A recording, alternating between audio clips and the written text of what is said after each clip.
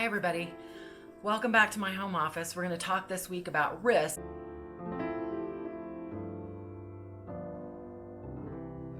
We're going to look at risk management and hazard vulnerability assessment, which actually are pretty good topics in our current environment and what's going on. So the learning objectives we're going to address this week are to list the steps involved in managing risk, discuss risks associated with the practice of pharmacy, and then we're also going to compare the most common types of medication errors in each part of the medication use system. So the materials you're going to be looking at and the videos that are put together for you to actually watch help address these three learning objectives. So in your operation workbook, it's going to be page 40 through 50. And then you'll see that I have 3 additional articles for you to read. These are not long, but they are very helpful, so I really do want you to take the time to read these.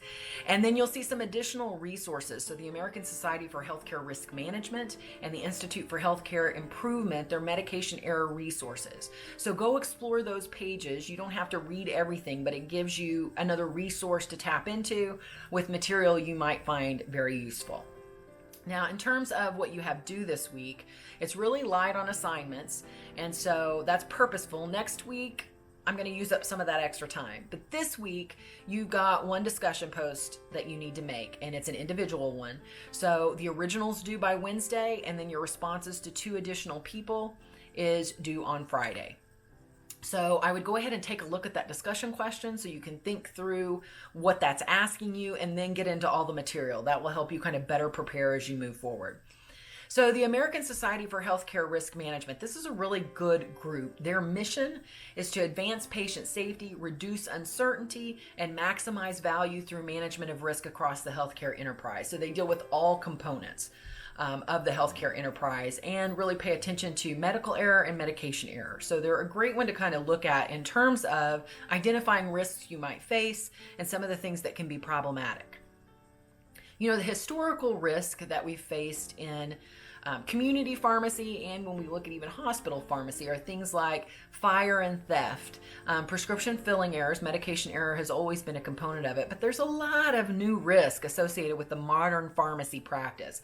Things like technology, having your data hijacked and held ransom. So the ransomware, we've seen that over the last year. We saw multiple hospital systems actually and research facilities for medical and pharmaceutical care be faced with ransomware demands, meaning they were locked out of all of their computer systems and their technology. And that in order to get access again, they had to pay someone to get that access. And so technology, that electronic data transmission. So when we're transmitting protected data, actually making sure it stays protected and nobody can tap into that becomes a primary need, and it also is a real point of risk. And excuse me, if I was somebody that was trying to get kind of the trifecta of data, I wanted people's full names and birth dates, I wanted access to credit card information, and I wanted insurance information. Pharmacies and doctor's offices would be primary targets for that because there's a trifecta there. And I can do more damage really by hijacking your insurance than I can even your bank accounts and your credit cards. So that is a real problem as well. You know, how protected is your data? Can people feel safe with that data being stored in your organization and on your computers? You know, how is that protection done? How is it encrypted? Then you've got review requirements.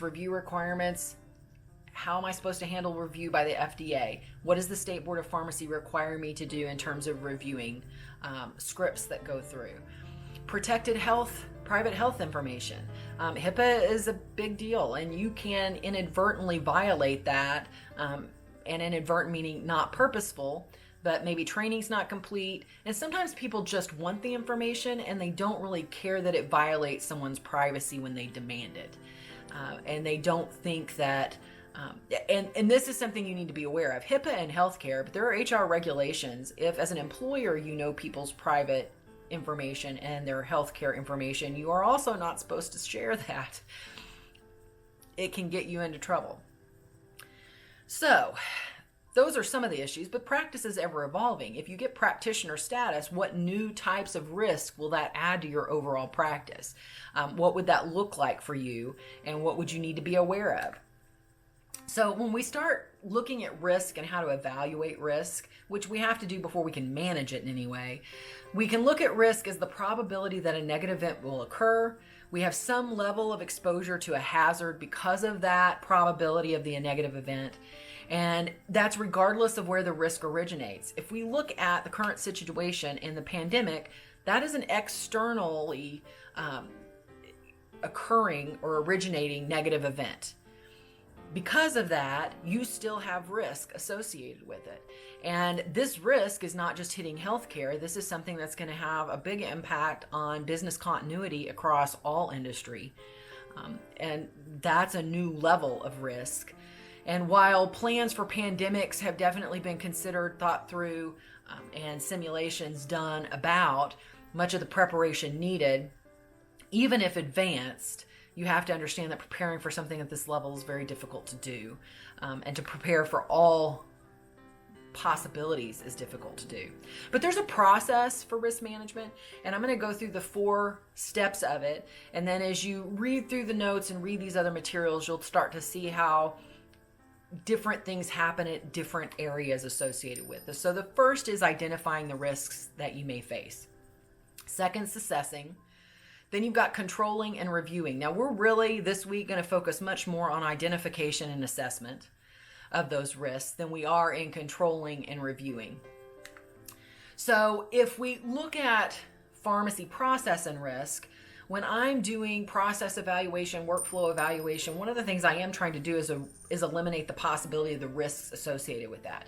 If you're able as a pharmacist to understand the tools and methods available to you to identify and assess risk and then come up with plans to control and evaluate, you are highly valuable in the healthcare system as a whole. This is something that's dealt with on a regular basis, and people who understand how to think this way and can work their way through it systematically are important. But the other thing you want is to create a culture that really strives to eliminate the risk and improve patient safety. So you have a culture of patient safety that helps us significantly reduce the number of medication errors we may see. Part of that's mitigation planning. So step 1 in identifying risks, part of the reason for identifying is I want to eliminate them if possible, avoid them if we can, minimize the probability of them occurring, and reduce the severity if they do. So part of what I'm trying to do is really look at how I can take one of those 4 strategies and implement it with the risks that I've identified. And there are a list of possible risks that you'll see in your workbook. Things from a slip and fall, violation of a law or regulation, violation of HIPAA, a natural disaster, a pandemic, which is not on the list but should be now, right? Employee injuries. There's a lot of different things that can fall into that realm when you're identifying risks. And there's some specific tools to do that. So when we get into next week, one of the things you're going to be doing is a hazard vulnerability assessment. And that the primary purpose of that tool is to identify risk. But we're going to spend more time on that and take it to the next level. So this week, I really want you to get more familiar with medication error, the types that you will find and that you will see. And so as you look through your note packet, you'll see that I've given you information about medication error, and I've given you a series of kind of compilations of research that we've seen. In our medication use system, there's generally 4 areas that medication errors are going to occur, and there are process problems that create medication errors. It goes back to don't blame a person, evaluate the system and figure out what's wrong with it. Because for a medication, an external medication error to occur, things went wrong in that system and in multiple places. If it's an internal medication error, then that means we've caught it, right, before the patient ever saw it. But still, more than likely, you had multiple failures before it was caught. So we've got the prescribing part of the medication use system, dispensing, which includes your DUR, administration, and monitoring. And those 4 areas are where we're going to really see medication errors occur in the system itself. And so part of your challenge is to understand these areas in the system and really think through how errors can occur there. So you'll see the studies that are in here that there's some take-home points to this, and that the true incidence of error is not really known. And so these tables give you different information about what these different studies are showing you, but what you will see is that those particular dispensing errors do create a large number of errors over the course of a year.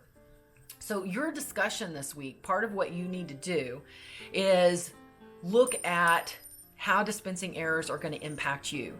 So PQA, Pharmacy Quality Alliance, actually puts out a mathematical way for you to define how many errors in the course of your practice as a pharmacist you will probably make. And so you need to, there's some assumptions you're going to have to make, but the formula you need to use is in your workbook. And so how many days a week are you going to work? How many hours during those weeks are you going to work? And then how many years do you plan on working once you start working as a pharmacist? Those are things you need to decide and decide how you're going to fill that out. Some of you want to own your own pharmacy and you plan to be the only pharmacist working 6 days a week, 8 hours a day. How many prescriptions do you think you're going to fill on average in those days? So in the stores that look like yours that you've worked in, what's the average daily script count? If you're going to be in an 8-hour shift in a Walmart and there's 3 pharmacists that generally work at one time, how many on average scripts are filled a day? Say you're responsible for a third of them. There's assumptions and choices you make here to get your number. So they're all going to look different. And then I want you to use a low estimate of medication errors, which is 1%. You will see through those studies that the incidence of error is usually higher than 1%. So use the low end and then complete those calculations, and you'll use that as part of your discussion. So I hope this helped you kind of get an idea of how you're starting to look at the overall movement in healthcare and how risk needs to be identified.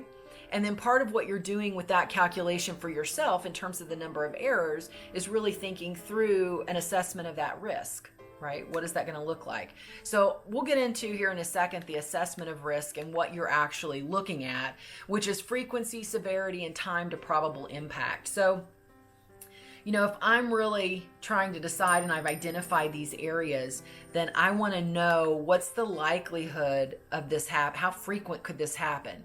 So you'll see in your notes when you're looking to prioritize risks that I create a numerical value associated with frequency. So 1 may be rare, 5 may be frequent.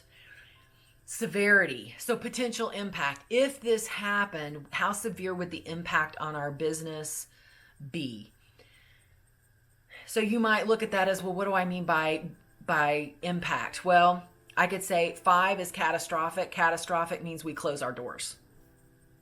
4 is severe. It's going to take us a while to recover. You need to make some choices about how you would define those different areas. And then time to probable impact. Will you have warning about it? A long time, months, short, days, or no warning at all, it hits and you're dealing with the aftermath. So this becomes part of this process. And when you look next week at the HVA, you'll see that HVA actually does have this built into what you're doing in an Excel spreadsheet. So this takes care of this video. Until the next time, stay safe.